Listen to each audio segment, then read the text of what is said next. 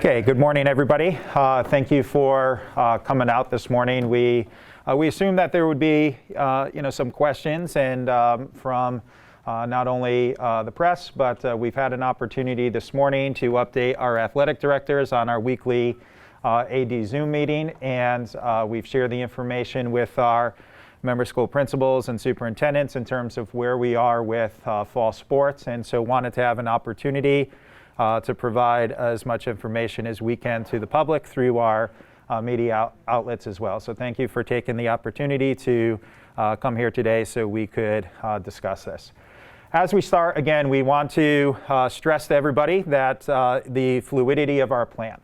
And from the start of this, as we began, we've reminded everybody that our plan will be fluid. It will change as the information changes, as metrics change it, and we will continue to monitor that information from our offices, as well as speaking with the stakeholders and our medical experts along the way. I would like to, also say that the communications that we've had in collaboration with DPH has been very good. We anticipate on continuing those discussions and collaborations. As we head into Saturday and we begin our fall sports season, we really see our plan as, at this point, trying to align as much as possible with the DPH recommendations and discussions that we have, understanding that there are still a couple areas where we continue to discuss and seek further information and clarification on. But as we enter into the fall sports starting on Saturday, at this time, we go in with every sport experience being low risk. We have reduced everything to the 30 minutes. It's a 60-minute workout that will begin, 30 minutes of conditioning, 30 minutes of non-contact sport-specific skill work. That does align with the conversations that we've had with DPH in their latest letter to us, where they do see the value of the engaging kids in these conditioning and low-risk, non-contact, sport-specific experiences for the sports with which we choose to move forward with.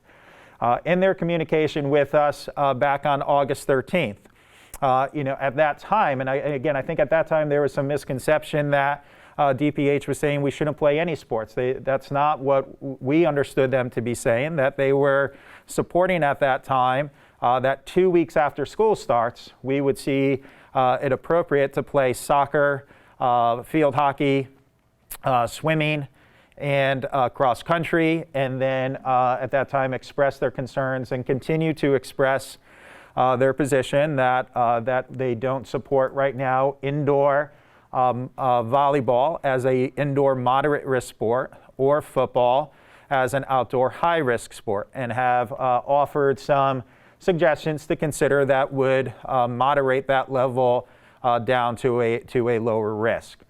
We continue to work with our committees to explore ways that we can reduce those to those lower risk levels if we get to the point that the metrics don't support it, or we have further discussions with DPH to understand the consistencies and the quantitative data that they're looking at that wouldn't support that as well. One of the areas that we can continue to discuss at this time is sort of the inconsistent position between what's allowed in the private sector versus what is allowed under the recommendations for public schools. So, when we consider that on June 17th, the moderate to low risk sports came back in Connecticut, and again, at that point, I think it was anticipated there would be an uptick in COVID metrics. There wasn't the uptick that was expected at that point, and so the state was able to move forward with high-risk sports on July 6th. Same thing from that time, the metrics have continued to support that it is appropriate to continue playing those. So within the state and our private sectors, that has continued. We understand the qualitative rationale that as we head into our school year, that there would be concern that getting kids back on campus in larger groups may result in an uptick in the COVID metrics. So to account for that, while at the same time providing kids with structured physical activities, we are giving them the opportunity to engage in these low-risk, sport-specific and conditioning workouts. We will stay in those workouts until really end of September, mid-September, end of September. We're looking 2 to 3 weeks into school. Our plan from the onset, that when we approved it on July 30th, had kids in low-risk activities through September 11th, which at that time we felt would be representative of about 2 weeks of data for the majority of our schools. Most of our schools were going back to campus the week of August 31st, October 1st, sometime around that time frame.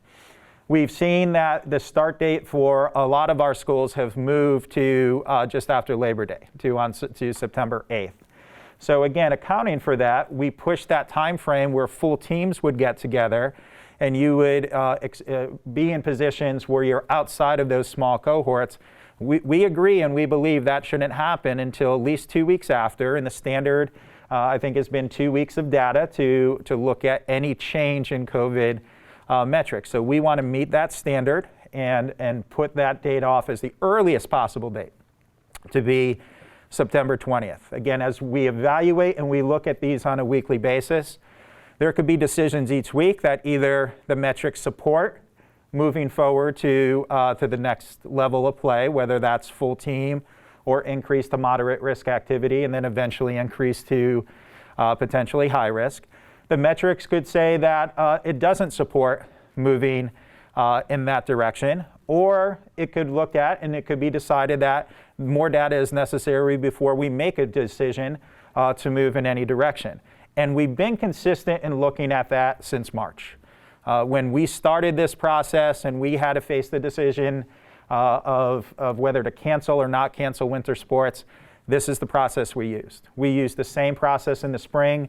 We used the same process when we returned to conditioning on July 6th, and we've used the same process as we've moved forward with that conditioning and we enter into the fall sports season. So, again, we want very clear our message to be that we are listening to the recommendations that are coming from the Department of Health. We are aligning in many ways with the recommendations of the Department of Health. We still have some questions and we still have some areas that we feel that need to be explored as we go forward. And as we do that, we are aligning with those recommendations until we can get that further clarification and information and make sure that we're all on the same page. In doing so, we're trying to provide our districts and our superintendents with as much direction as possible for them to be able to know what is in the best interest of their particular kids in their region to engage their students. Particular, again, with football and volleyball, these are areas where we begin in the low risk, and as we're making that decision and continuing our conversations with DPH, some things that we would like to understand is if the metrics when we get back to school continue to be in a positive place where they are right now, can we make the decision at that time as we move forward to play 11v11 football, which is what we would like to see our kids have the experience to participate in. Football, unlike any other sport that we have in Connecticut, is unique that there's not really that club or AAU experience for kids. The opportunity that they have to perform in 11v11, the recruiting processes for colleges, those opportunities to be seen really are still confined to the high school sports season. And so if we can give the kids that opportunity for that experience, more than any other sport, this may be the only opportunity that we have. And if we could provide that now when the metrics are good and would suggest supporting that, that's when we feel the best opportunity may be. As we move into the winter and the spring, it's anticipated that there will be an uptick in the COVID metrics, because as we move indoors, what our medical experts and what we've heard from DPH in talking with their medical people is, it is anticipated that when you get larger groups indoors, that it's likely that you may see an uptick. So we understand that, and when we look at that, it may very likely be that the numbers throughout the course of the winter and into the spring of the school year will never be as good as they are right now. So now may be the only opportunity to provide kids the experience. So what we're doing in our plan is we are looking at time. We are given the time for our kids to get back on campus under low-risk activities, and then take a very deliberate look to see if there is any impact to the COVID metrics. And at that point, we'll decide whether it's appropriate or not to move to moderate risk activities and then high risk activities. In doing so, we do feel we align with DPH's recommendations right now, and we do feel we can continue the conversations and come into alignment or a joint position with them, hopefully, down the road as we continue these conversations of what is appropriate for our kids, based not only on our qualitative expectations of what may happen, but also on the quantitative data of what our metrics show at this time. The other benefit that we see for that kids is just the mental health, the social emotional well-being of our kids. We know that structured physical activity is more than just preparing for a game. When we give kids structured experiences, we can keep them more safe than if we send them out on their own to participate. We are able to engage them in meaningful relationships with coaches, with peers. It has a significant value to them beyond wins and losses on a field. And as much as possible, we want to engage our kids in those experiences. Again, when we think about graduations coming back, right, there was a thought that in increasing graduations to the size of 150, you may see an uptick in metrics. And our understanding is that the small uptick that was seen during that time frame was traced back to private parties. So when we think about the actual event of graduation on school campuses that was regulated by schools, we saw a very safe experience that was provided by all. When we look at the experiences since July 6th, we've provided for training for kids. It's been a very safe experiences. When we stopped the activities over the past couple weeks, I can't tell you the number of pictures and videos that were sent to me to say, look at what's happening on this field. There's last Sunday, got an email, a text message with a picture of about 20 kids out on a field playing football with each other. And again, our point is, if our coaches are with our kids and they're motivating and encouraging them, that listen, we have an opportunity to play together, but to do that, you have to commit to school, your family, and this team, and you have to forego those social experiences where you're getting together in these unstructured environments, because that is where the risk is more likely that you're going to be in a position that you're not being screened, where you may be exposed. If we can commit to those, we can motivate our kids, we believe, to adhere more closely to those mitigating strategies that will keep our kids safe. Also, in working in the cohorts of 10 for the time from Saturday all the way to September 20th in those cohorts, we also feel that aligns directly with the efforts of our schools. So if you're in a hybrid model of learning and you have, say, half of the school, the first half of the alphabet in on Mondays and Tuesdays, the second half of the alphabet in on Wednesdays and Thursdays, well, the cohort of 10 that you designed for athletics could align with those cohorts, right? So you could have a cohort that has athletes with only the first half of the alphabet, only the second half of the alphabet. So you're not intermixing any of those cohorts from an educational setting or from an athletic setting. And again, we're providing them that structured activity that they need from a social, emotional, mental, physical health standpoint that would, we believe, make them less likely to go out and then intermingle those cohorts, whether they're engaging in club activities, AAU activities, or just on their own in general. So that's the value that we see beyond the sports season that we're providing as well.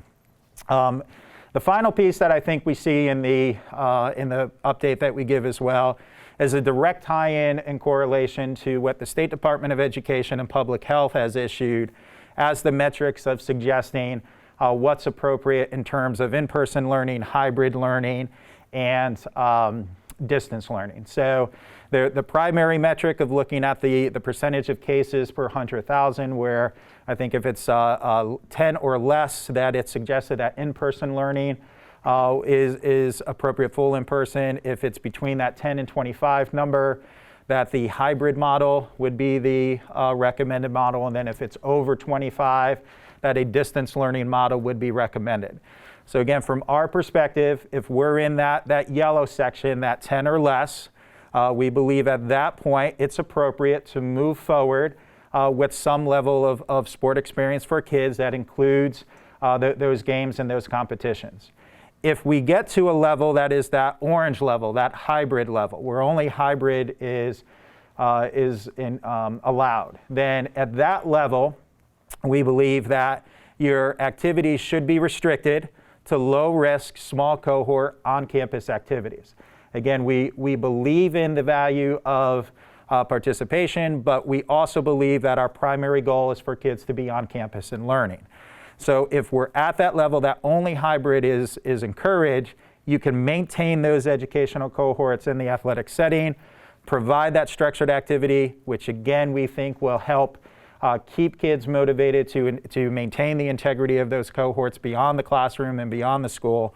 We would permit that for districts to choose to allow to still engage in at that time. If it goes to that red level, that distance learning level, if we are at a COVID metric that learning is not advisable on campus, then we would stop sport activity at that time. Okay, so those are, we put that in there as well. The other piece that we think about very seriously as well is not only the decisions we're making right now and how that impacts kids, but how do the decisions we make now impact the future. And if we were to say, looking at the metrics right now, under the best of circumstances, that we can't support and play indoor moderate risk sports now, or we can't play outdoor high risk sports now, then we're making the statement that in the winter, we can't play indoor moderate risk sports.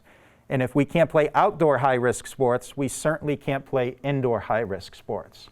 When we look towards the winter, basketball, hockey, I think those two are high risk on the categories. Swimming would be low risk. Indoor track, the track action itself would be low risk, but because of the number of participants that you would have in an area, would increase that to a moderate risk type activity. Gymnastics, again, because of the sharing of equipment, because of the number of the people, that would be kind of in that low risk, moderate risk activity, but again, with all the sharing of equipment and sanitizing, that would go into it, that would elevate that level. So if we were to make that decision right now to say, we can't play those sports under the metrics that we have in Connecticut at this time, we would be making that decision moving essentially through our winter season. And we believe our kids, our athletes, and our schools deserve the value of time and deserve the opportunity to at least begin under low-risk activities and then assess as we move forward. We think it's safe. We think it's logical. We think it gives a progression. We think it addresses the social, emotional, mental health needs of our kids, as well as their desire to compete, and gives direct information to our superintendents and our boards that they need to proceed and make the decision that's best for them. And as we move forward to the winter, again, at least preserves the opportunity to see where the metrics are at that time and whether or not it's appropriate to play. And that is the hope, that is the goal that we're working towards, and how we want to support our kids as we move forward to give them the very best opportunities that we can under the most challenging circumstances that they've experienced, as have we. I appreciate the opportunity to share our rationales and our thinking. I'm happy to take any questions that you have. Yeah, Glenn, if the DPA